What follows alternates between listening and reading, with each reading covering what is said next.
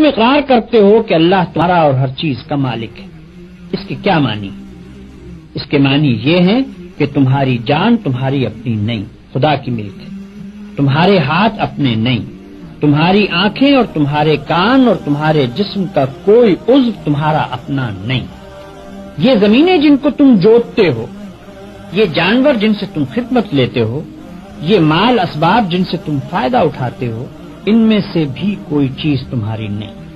ہر چیز خدا کی ملک ہے اور خدا کی طرف سے عطیے کے طور پر تمہیں ملی۔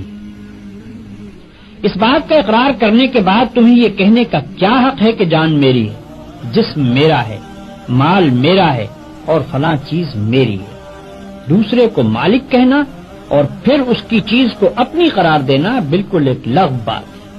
اگر در حقیقت یہ بات سچے دل سے مانتے ہو کہ ان سب چیزوں کا مالک خدا ہی ہے تو اس سے دو باتیں خود بخود تم پر لازم ہو جاتی ہیں۔ ایک یہ کہ جب مالک خدا ہے اور اس نے اپنی ملکیت امانت کے طور پر تمہارے حوالے کی ہے تو جس طرح مالک کہتا ہے اسی طرح ان چیزوں سے کام لینا چاہیے۔ اس کی مرضی کے خلاف ان سے کام لیتے ہو تو دھوکہ بازی کرتے ہو، تم اپنے ان ہاتھوں اور پاؤں کو بھی اس کی پسند کے خلاف ہلانے کا حق نہیں رکھتے، تم ان آنکھوں سے بھی اس کی مرضی کے خلاف دیکھنے کا کام نہیں لے سکتے، تم کو اس پیٹ میں بھی کوئی ایسی چیز ڈالنے کا حق نہیں ہے جو اس کی مرضی کے خلاف ہو،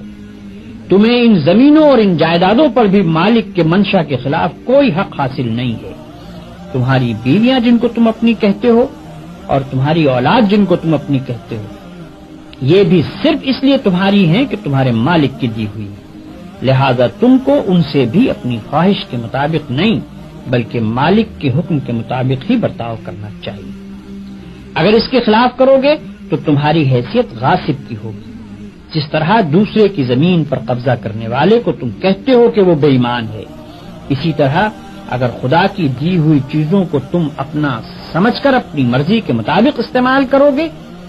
یا خدا کے سوا کسی اور کی مرضی کے مطابق ان سے کام لوگے تو وہی بے ایمانی کا الزام تم پر بھی آئے گا۔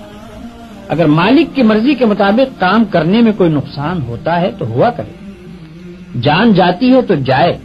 ہاتھ پاؤں ٹوٹتے ہیں تو ٹوٹیں، اولاد کا نقصان ہوتا ہے تو ہو،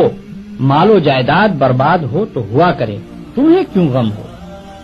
جس کی چیز ہے وہی اگر نقصان پسند کرتا ہو تو اس کو حق ہے